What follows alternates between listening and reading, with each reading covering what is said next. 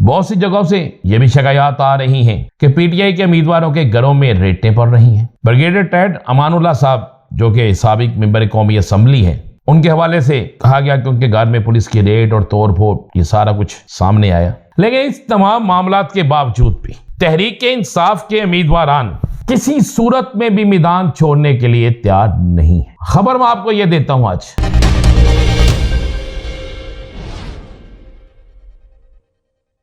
बिस्मिल्लाहिर्रहमानिर्रहीम।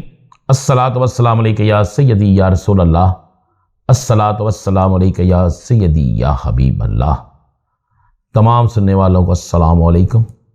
सदा आप पर अल्लाह ताला की रहमत हो और रसूल पाक सल्लल्लाहु अलैहि वसल्लम की नज़र करम। पाकिस्तान के अंदर सियासत का मैदान गर्म हो गया है।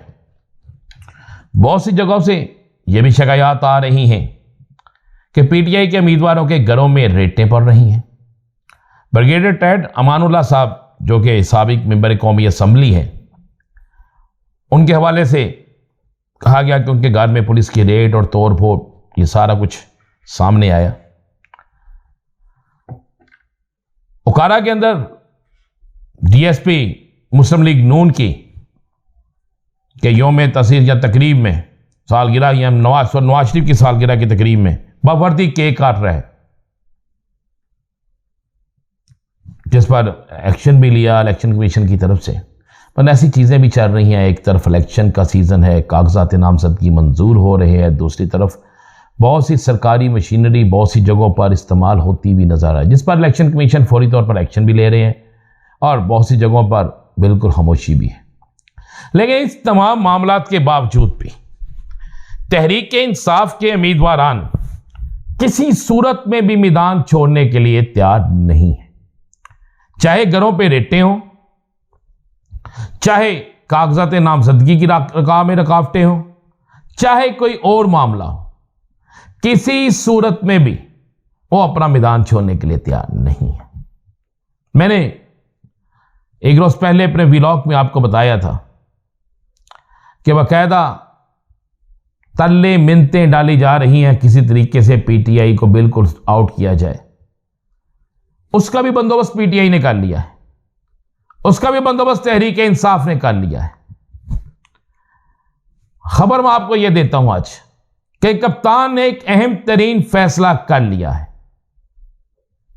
कप्तान का अहम तरीन फैसला नंबर 1, अगर कप्तान को इलेक्शन लड़ने की इजाजत नहीं मिलती, एक तो आखिरी हद तक कानूनी रास्ता अपनाया जाएगा, और अगर उसके बावजूद भी इलेक्शन की राह में कोई रुकावट आती है, उसके बावजूद भी इलेक्शन लड़ने की इजाजत नहीं मिलती, तो उस सूरत हाल में, उस सूरत में वाज़े तौर पर कोई दूसरी राय नहीं, कोई ऐसी चीजें नहीं। कप्तान ने यह फैसला कर लिया है, बाकी पूरी पीटीआई इलेक्शन लड़ेगी। निशान इशू नहीं। निशान क्या होगा? निशान यह होगा कि जिसके साथ, जिस तरह पहले कहता हूं, कप्तान की तस्वीर होगी। बाकायदा यह भी खबर दे दूं आपको, हर हलके में मैं उस जिसने पहले यह बताया, हर हलके में 1 नहीं, 2 नहीं, 3 नहीं, 4 नहीं, 5 उम्मीदवार भी होंगे जिनको इलेक्शन डे तक जो खड़े रहेंगे, ताकि अगर कोई एक प्रेशर से, मजबूरी से भागता है तो दूसरे के बाद तीसरा। ये कप्तान है, यानी कप्तान का बड़ा और अहम तरीन फैसला यह है, हर सूरत में इलेक्शन लड़ना है। पीटीआई ने चारों सूबों में, आपको पता है ना, सबसे ज्यादा कौमी और सूबाई असम्बली की नशिस्तों पर पीटीआई के कारकुनों के कागजात जमा हैं। आज आपको पता पिटीशन भी दायर हो गई है बल्ले के निशान के लिए, इलेक्शन कमीशन के फैसले को चैलेंज करने के लिए। आज का इन्होंने सुबह तक पिटीशन जो तैयार की थी, सारा कुछ हो गया।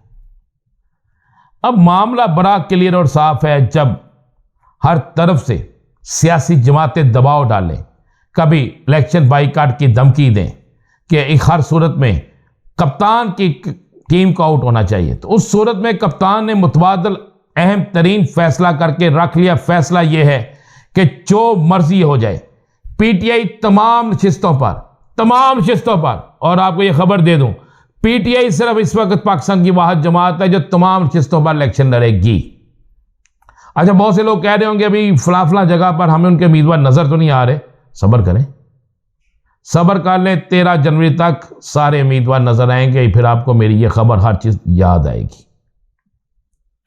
और मैं आपको ये खबर दे रहा हूं कि पीटीआई मचा देगी इलेक्शन में सियासी तबाही। सियासी तबाही का मतलब कि इलेक्शन जीत के दिखाएगी।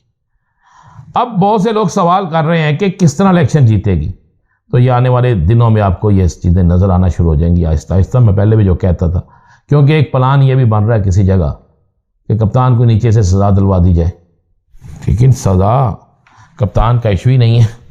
कप्तान की हर चीज़ ख़त्म हो जानी है, थोड़ा वक्त इंतज़ार करें, हालात तेज़ी से बदलना शुरू हो जाएंगे। ये जो हफ्ता चल रहा है, ये जो मौजूदा हफ्ता है, इस हफ्ते में आपको 3-4 ऐसे फैसले मिलेंगे जिससे आपको सियासी मौसम में वाज़ेह तब्दीली नजर आएगी। ऐसे फैसले जो ये सियासी धुंध बहुत ज्यादा छाई हुई है ना, ये खत्म हो जाएगी, वाज़ेह हो जाएगा कि कौन कहां पर खड़ा है, और आपको ये भी नजर आ जाएगा कि कप्तान फिर से अच्छे मार्जिन से जीत रहा है। ये आपको नजर आ जाएगा। यानी कप्तान का मतलब मैं कह रहा हूं पूरी पीटीआई। केपीके के अंदर इंतहाई दिलचस्प सूरत हाल है। सारे बदतरीन मुखालिफ इकट्ठे होने जा रहे हैं पीटीआई के खिलाफ, लेकिन इसके बावजूद भी शायद ही कोई ऐसी नशिस्त हो जिस पर यह पीटीआई के खाफ में वोट हासिल कर सके, यानी हाफ वोट भी हासिल कर सके। इलेक्शन में जो मर्जी पोजीशन बने, लेकिन मैं आपको यह खबर दे रहा हूं केपीके के अंदर तो यह सूरत हाल है। पंजाब के अंदर भी ज़मीनी हक़ाइक़ ऐसे ही हैं, सिंध और बलोचिस्तान में भी ऐसे हैं, लेकिन केपीके के अंदर बिल्कुल क्लियर और वाज़ेह है। अब इन तमाम चीज़ों को देखते हुए, इन तमाम हालात में असल चीज़ें देखने वाली ये हैं, असल के होगा क्या, तो मैं आपको वक्त से पहले बता रहा हूं, होगा ये कि पीटीआई हर हल्के से इलेक्शन लड़ेगी।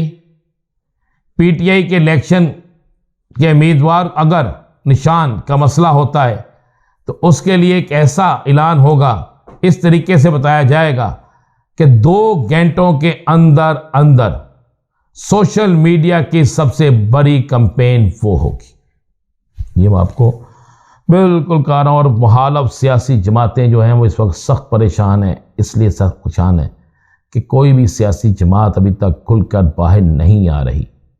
इवन यहाँ तक कि नवाज शरीफ की सालगिरह 25 तारीख को मनाने की तैयारी की जा रही थी।